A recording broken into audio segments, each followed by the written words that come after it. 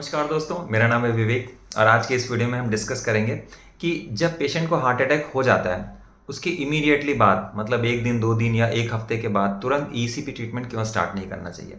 इसके बारे में मैंने एक और वीडियो बनाया हुआ है जिसमें मैंने ये डिस्कस किया हुआ है कि अगर हार्ट अटैक हो जाए तो उसके कितने दिन के बाद ईसीपी ट्रीटमेंट स्टार्ट करना चाहिए। तो तुरंत ईसीपी ट्रीटमेंट क्यों नहीं स्टार्ट करना चाहिए, उसके पीछे कारण क्या है, तो इस वीडियो में हम उन कारणों के बारे में डिस्कस करेंगे कि क्यों स्टार्ट नहीं करना चाहिए। पहले समझ लेते हैं कि हार्ट अटैक में होता क्या है।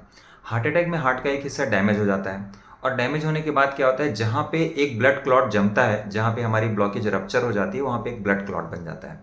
ब्लड क्लॉट बनने की वजह से हार्ट की जो मांसपेशियां हैं, आसपास की मांसपेशियां डैमेज हो जाती हैं, जिसकी वजह से हमारा हार्ट कमज़ोर हो जाता है।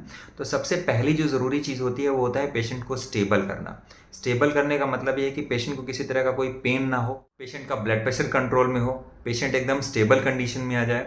और अगर एक बार किसी को हार्ट अटैक हो गया तो एक पर्याप्त टाइम दिया जाता है उसकी रिकवरी के लिए और उसकी हीलिंग के लिए, क्योंकि जहाँ पे अटैक हुआ है, जहाँ पे डैमेज हिस्सा हुआ है, वहाँ पे एक घाव सा बन गया है।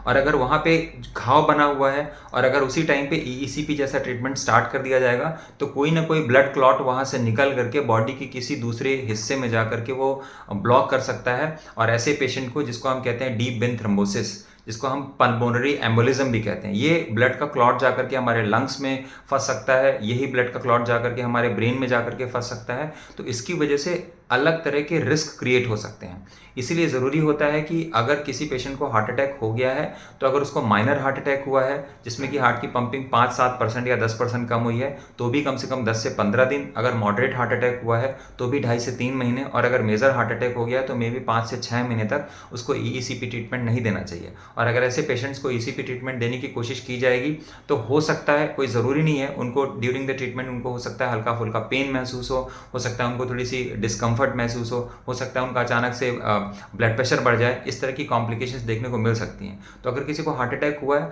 तो सबसे पहले पेशेंट को जो सबसे ज़रूरी चीज़ होती है कि वो अगले कम से कम 2 से 3 महीने तक एक बहुत अच्छी लाइफस्टाइल में हर दिन फ्रूट्स खाओ, सैलेड खाओ, स्प्राउट्स खाओ, सोक्ड नट्स खाओ, सूरज डूबने के पहले खाना खा लो, वॉकिंग करो और अपनी मेडिसिन टाइम पे लो। अगर ये सब चीज़ें हम फॉलो करेंगे तो जो डैमेज हिस्सा हुआ है वो अपने आप धीरे धीरे रिकवर होने की वो कोशिश करेगा, नेचर उसको हील करेगी।